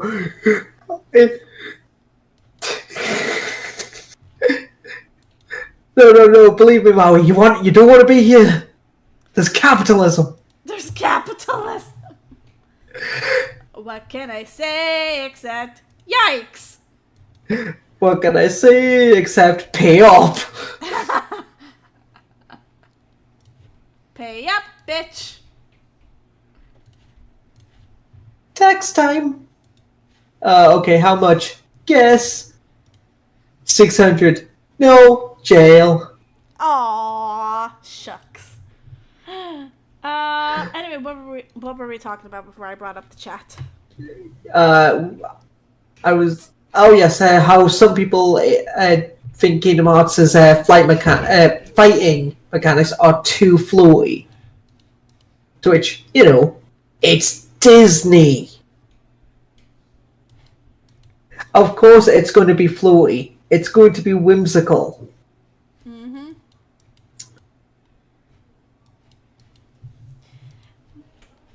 But, yeah, the amount of... oops, sorry. The amount of people that also say stuff like, "Oh, Disney would never do Star Wars because it's live action and it's a bit too violent." They did Pirates of the Caribbean twice. Which also, I will say this: I like that because, in my opinion, the Pirates of the Caribbean world in Kingdom Hearts 3 is the most fun of the Kingdom Hearts 3 worlds, even if it is very clear of, gee, I wonder if Assassin's Creed Black Flag came out during this game's development. Ha ha ha ha ha. Spoiler alert, it totally did. Yep. I mean, you spent 9 years in development, anything can happen. Mm-hmm. Anyway, what else can we talk about? Oh, what if they did like some Disney shows. If they were going to do some Disney shows, I mean, probably one of the better ones for it. I mean, it's already appeared in the series already because it was a Birth by Sleep, and that'll be Lilo and Stitch. Yes. Because Lilo and Stitch, the series, I think would really would suit Kingdom Hearts. Yeah. DuckTales? DuckTales would be fun. I mean, Scrooge McDuck and Huey, Dewey, and Louie have A, met Sora, and B, have interacted with him quite a bit. Also, Donald's dead, so... Oh, no, he got better. Sora reversed time. I don't know. It's that thing like, Sora, you know what? I think this one you could have let him stay dead. He wouldn't do the same for you. Bastard won't heal me when I need it. Aww. Yes, I take that personally. To Sora, you're a good soul. Never change. He is. He is a good soul. Let's see. Other Disney TV shows that I think would work. Owl House? Owl House would be a lot of fun. Yes, going to the house. How do you think Sora and Luce would interact? that would either be the most chaotic thing ever or the most wholesome thing ever. No in between. Chaotically wholesome. The only problem is, we just know for a fact Disney wouldn't do it because it doesn't fit the Disney brand. It don't fit the Disney brand, and yet Star Wars does. Star Wars, the series the series that started off as a bunch of freedom fighters fighting against an empire. Fighting against who are very obviously the bad guys. They are the bad guys. These are not good people. They're all bad. They are literally modeled after Nazis. You really think they are good guys?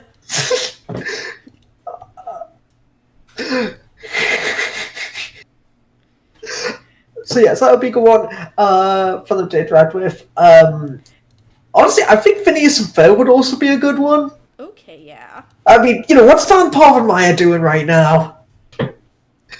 A lot. I definitely know he's running a TikTok account right now. Yeah, it's like, I mean, if somehow, Square Enix were like, hey, can we include, like, non-Disney properties in on this? Like, if they could somehow do that, my dream one would definitely be Steven Universe. Oh, yay. I think they would have to do their own thing, though. Yeah. Mm-hmm.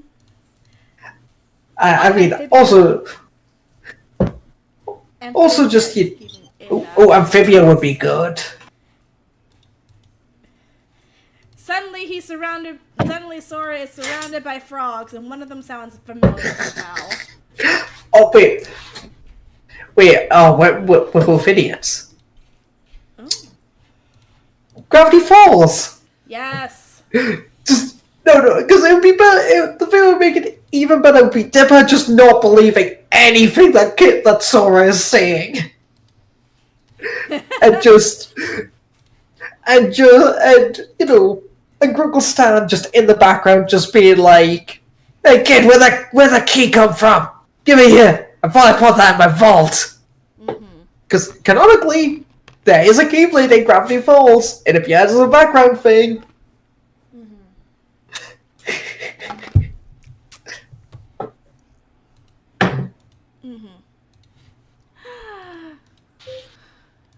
Let's see, DuckTales is DuckTales is an obvious one.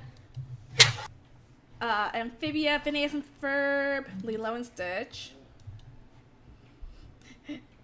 Imagine if they decided to include the Disney Channel original movies there.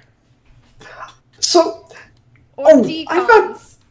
I've never told you, so one of the things that people don't like about Kingdom Hearts 2 is the Atlantica stage. This is one thing that really I have a big gripe with. if you want to just like go through the story of Kingdom Hearts 2 and you don't care about completion or anything like that, you never have to go to Atlantica. It is 100% optional in terms of story.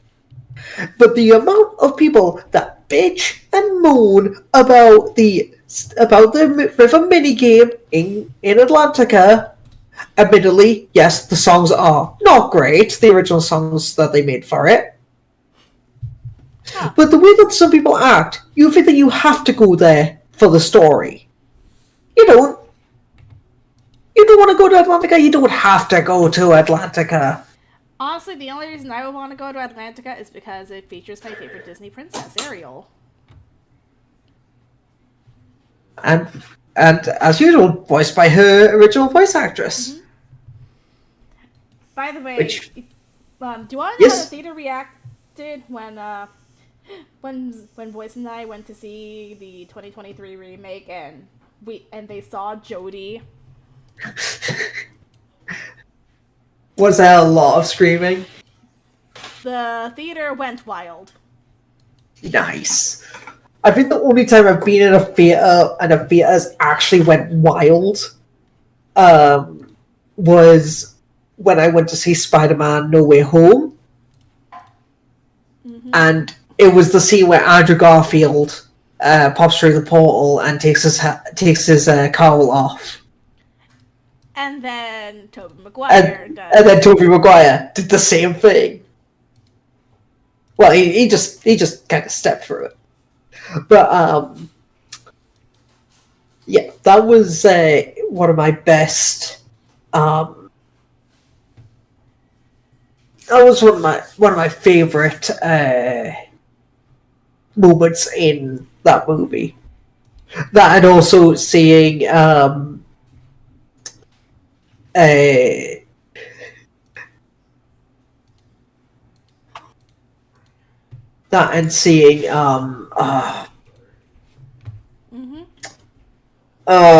the guy that plays J. Jonah Jameson. Why am I blanking on names? Go.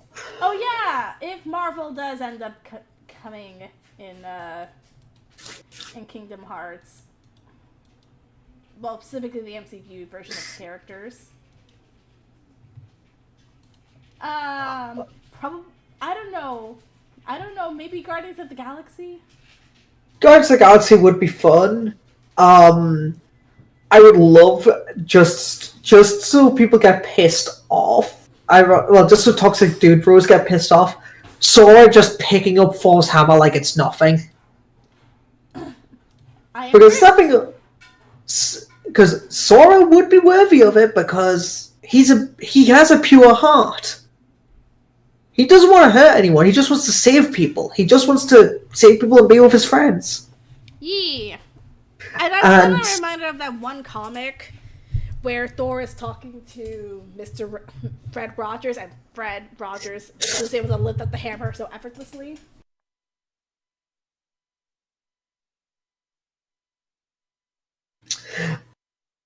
Repeat that, babe. You mentioned Guardians of the Galaxy. Square Enix made the 2019 Guardians of the Galaxy game. Oh. For the PS5. Okay, or so 2022, whatever. Okay, so Guardians of the Galaxy in Kingdom Hearts is possible. Square Enix has done Guardians of the Galaxy before. And Avengers. I mean, it's that thing of you just know, and plus it works as well for Sora considering he travels through space on a ship. Mm-hmm. You know, yes, space is big, but it's only so big. Hey. But yes, when it comes to other Marvel characters, I would love for Sora to interact with, if possible. I would like to see Sora with Johnny Storm just because those two don't take anything seriously. It's something of like the only time, really the one of the only times when Sora like gets upset is when Kyrie got killed in front of him, which I'm guessing that's pretty reasonable. Oh, you killed one of my best friends in front of me. Okay, that's it. Time to die.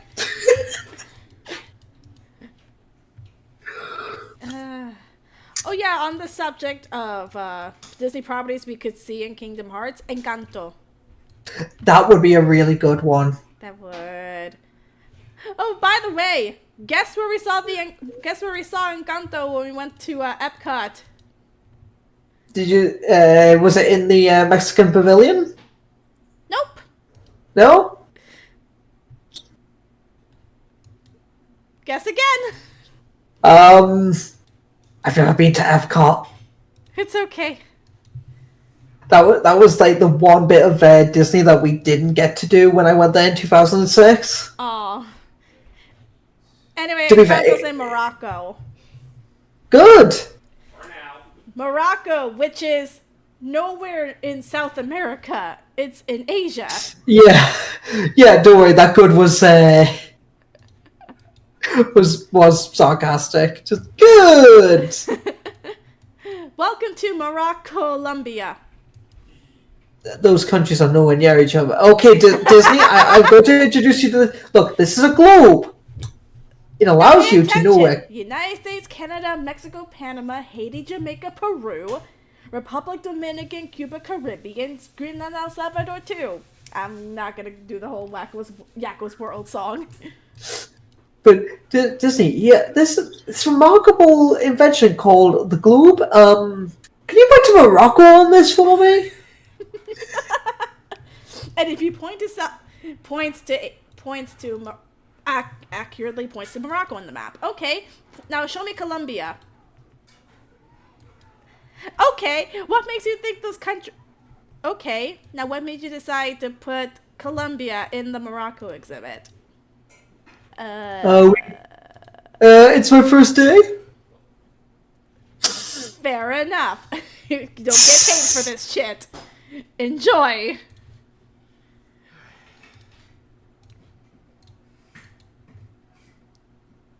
Oh god, I just realized because Disney owns it, technically there could be a Simpsons or Family Guy crossover.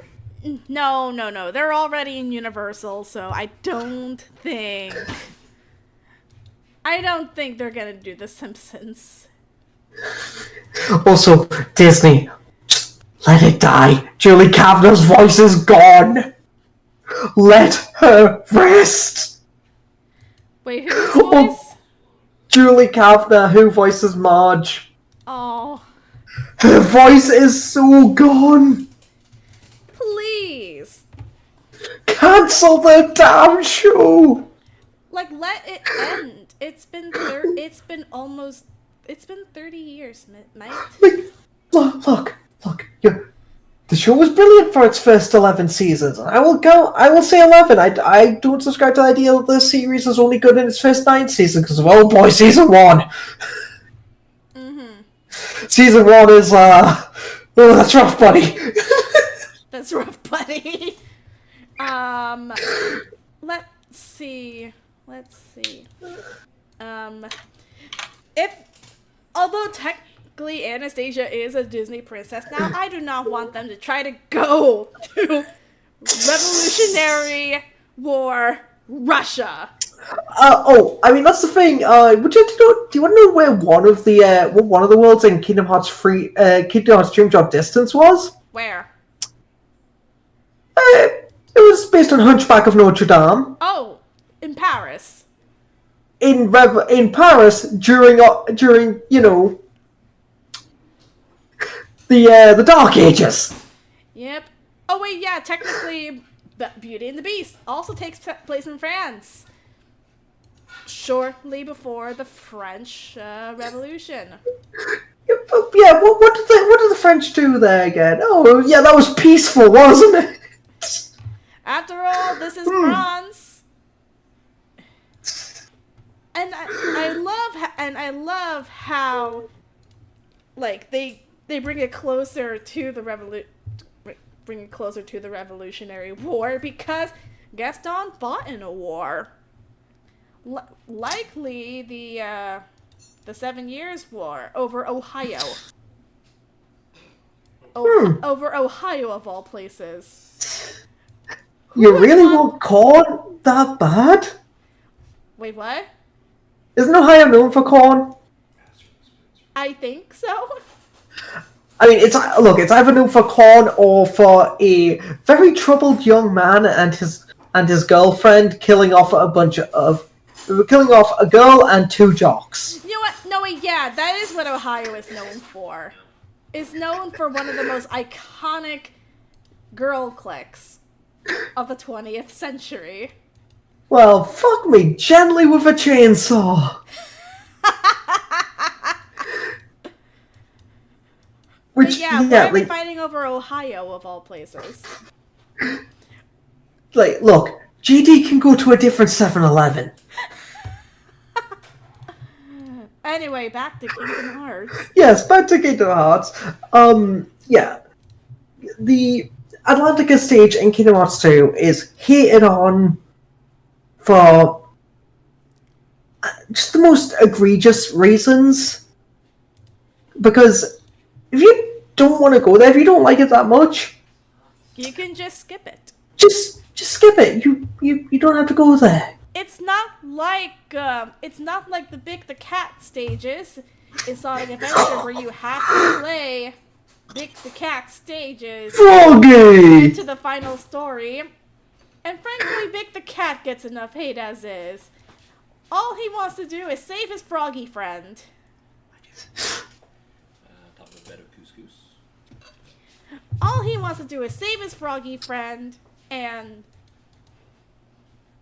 yet he's... I lost my train of thought. And I'll say this. Hide and seek. Oh, Bluey!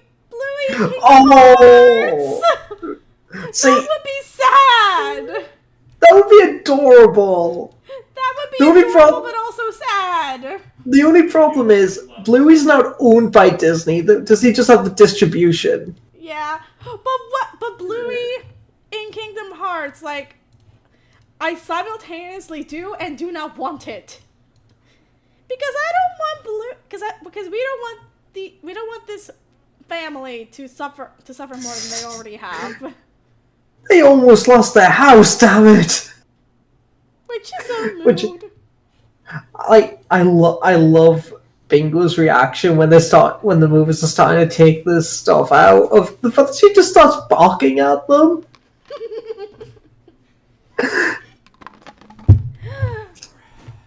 But okay, yeah, Bluey. Like, what would be a good plot for Bluey in Kingdom Hearts? Like, oh. The only thing ironically, I think it would have to just focus on the Sleepy Time episode. Oh no, poor Bingo got a nightmare. And just because with how no violence there is in Bluey. Yeah. I mean, aside from when it's slapstick and Bandit getting hurt. Yeah, there's a difference between violence and slapstick. Yeah. Slapstick is meant to be funny. Yeah. Anyway, anything else you'd like to talk about regarding Kingdom Hearts? No, I think I'm done actually. Okay. Oh no, sorry. I will say one thing. Like the only thing that I can say about the songs in Kingdom Hearts, in the Atlantica stage of Kingdom Hearts 2, Haley Joel Osment, don't quit your day job as an actor because you cannot sing. It's that thing of leave the singing to your sister. Yes. Leave the singing to Emily. Because, he's trying to sing in Sora's voice. Hard. But, okay, you're trying, It's an attempt. You're trying way too hard, mate. It's like, well, you made an attempt. Didn't see it. Looks at Pocahontas nervously. Oh. Yeah. I don't think Disney should touch Pocahontas anymore. No. Very. It's like, oh, but Lion King was the one that was going to do worse, and that's why we put the B team on it. Yeah, they did better. So. It's literally one of the most beloved Disney films of all time. Yep. No. Yeah, it's like not only did they do better, they weren't racist. It is just like all of the stuff that went into that Pocahontas movie. It's just like you just know the ones that did speak up were probably fired, unfortunately. But yes, I mean, it's a gorgeous film. However, here's a false narrative. a false narrative that has persisted for centuries before Disney. But yes, I am looking forward to the future of Kingdom Hearts as a franchise whenever. Oh, actually, no, I've got one more thing I want to talk about with it. Sure. Thank you, Hello So- Bertram, for subscribing.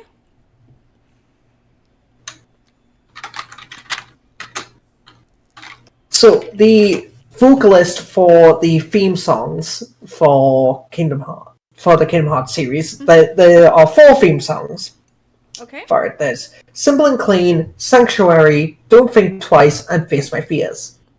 All are performed vocally by Hikaru Udada, and they came out as non-binary in 2021. Yay! Good for them. And which makes those 4 songs trans bops. Woo! And also, I would just say this: like, Face My Fears. So it was made by Hikaru Udada and Skrillex. Did Skrillex also come out as trans recently? I don't believe Skrillex has. No. Personal life, yeah, no. But that's the thing. I did not like Skrillex's music, but you can tell that he became involved with it because he liked the series. Aw. And I'll say this: it's a good song. Like, "Face My Fears" is a really good song, and I recommend listening to both the original version as well as Caleb Hyles's cover of it. I mean, also listen to the covers that he did of the other songs as well. And for Don't Think Twice, I recommend Amelie's cover of it. Oh, yeah, okay. Because, like, those like, Caleb Hyles, Jonathan Young, Amelie, like, all of them in that YouTube sphere. Save some talent for the rest of the world. Damn.